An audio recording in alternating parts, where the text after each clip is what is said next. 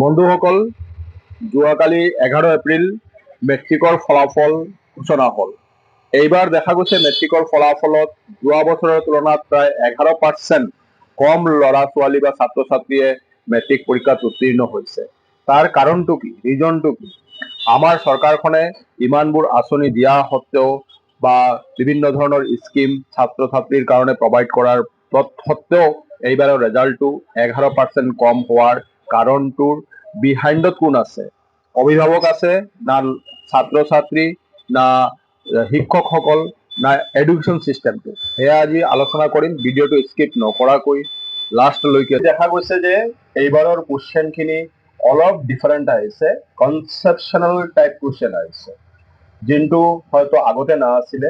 আগত ছাত্ৰ ছাত্ৰীসকলে বা ল'ৰা ছোৱালীসকলে যেনেকুৱা ষ্টাডি কৰিছে, কিতাপখন ষ্টাডি কৰিছে আৰু কিতাপৰ পৰা কিছুমান কমন কুৱেশ্যন বা এটা গড বান্ধা যোনটো আমি বুলি কওঁ, মানে একেৰাহে যোনটো কওঁ, সেইটো সদায় চলি আহিছিল। কিন্তু এই কনচেপচনেল কুৱেশ্যনটো এইবাৰ কুৱেশ্যন পেটাৰ্ণটো অলপ সলনি হৈছে। কনচেপচনেল কুৱেশ্যন অহাৰ কাৰণে বহুতো ল'ৰা ছোৱালীয়ে তাতে গৈ অলপ মাৰ খাইছে, মানে প্ৰপাৰলি এনচাৰ কৰিব পৰা নাই বা কুৱেশ্যনটো ভালদৰে ধৰিব পৰা নাই। তো এই কনচেপচনেল লাৰ্ণিং যোনটো আছে সেইটো CBSE কোৰ্চত আগৰ পৰাই আছে, CBSE ষ্টুডেণ্টে আগৰ পৰা পাই আছে। যদিও আমাৰ ষ্টেট বোৰ্ডত ইমান দিন নাছিলে, এতিয়া কুৱেশ্যনৰ পেটাৰ্ণটো সলনি কৰিছে, তাৰ লাৰ্ণিং চিষ্টেমটোও চেঞ্জ কৰিব লাগিব।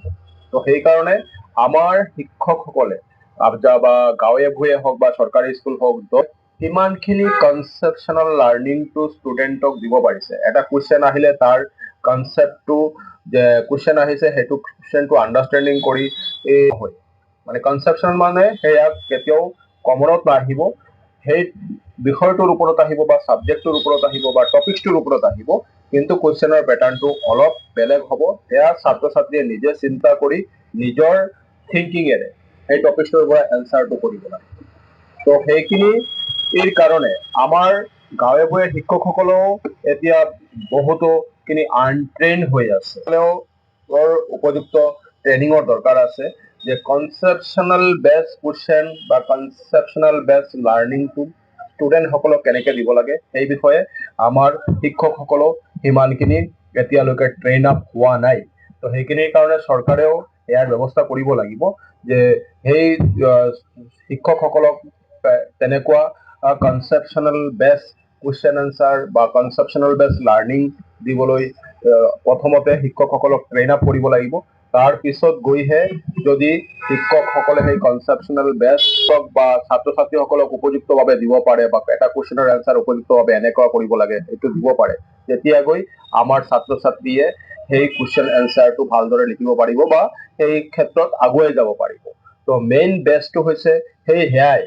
তো সেইভাৱে কৈছো যে আগন্তুক দিনক এতিয়া যেতিয়া কুৱেশ্যন পেটাৰ্ণটো সলনি হৈছে, এতিয়া নেক্সট বছৰ যেতিয়া আকৌ মেট্ৰিকৰ এক্সাম হ'ব, তো ছাত্ৰ ছাত্ৰীয়ে এই বছৰৰ নিশ্চয় কুৱেশ্যন পেটাৰ্ণটো পাইছে। ইয়াৰ পৰা অভিভাৱক হওক বা শিক্ষকসকলে হওক বা ছাত্ৰ ছাত্ৰীসকলে হওক, আগন্তুক দিনত দিব লগা মেট্ৰিক দিব লগা ষ্টুডেণ্টসকলে হওক, ইয়াৰ পৰা এতিয়া পেটাৰ্ণটো সলনি কৰিব লাগিব, নিজৰ আইডিয়াটো সলনি কৰিব লাগিব, কুৱেশ্যন এটাৰ এনচাৰ কেনেকৈ দিব লাগে সেয়া সলনি কৰিব লাগে। তেতিয়া গৈহে ভাল এটা ৰেজাল্ট কৰিব পাৰিব বা আগুৱাই যাব পাৰিব। তো যি হওক, সেইখিনি ক্ষেত্ৰত দেখা গৈছে যোৱা বছৰতকৈ 11% কম হৈছে, মানে বহুত ডাঙৰ কথা। বহুত ষ্টুডেণ্টে ফেইল কৰিছে, 63% ষ্টুডেণ্ট পাছ কৰিছে মাত্ৰ।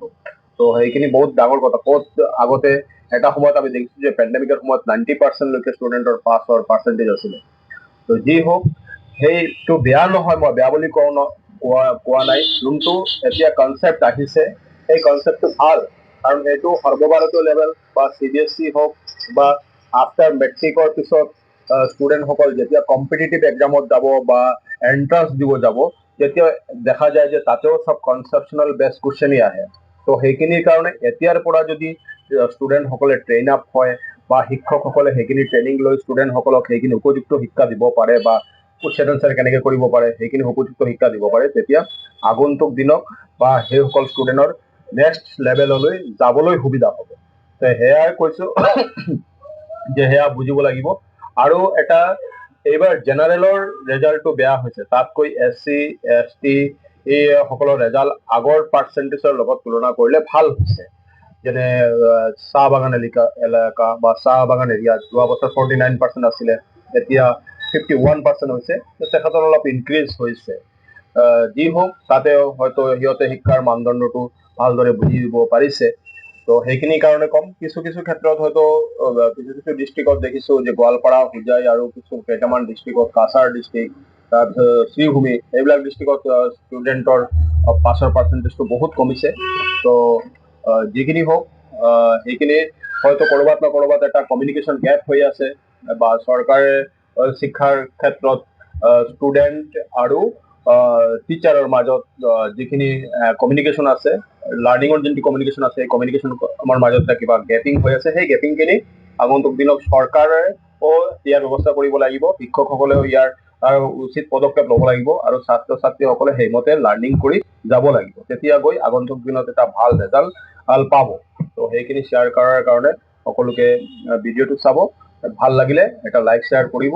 আগলৈ চেষ্টা কৰিম বিনয় অসম আপোনালোকৰ ওচৰলৈ ভাল টপিক, ভাল ভিডিঅ', ভাল ইনফৰ্মেটিভ ভিডিঅ' আনিবলৈ মই উৎসাহ পাম। চ' থেংকছ, সবকে বেষ্ট অফ লাক।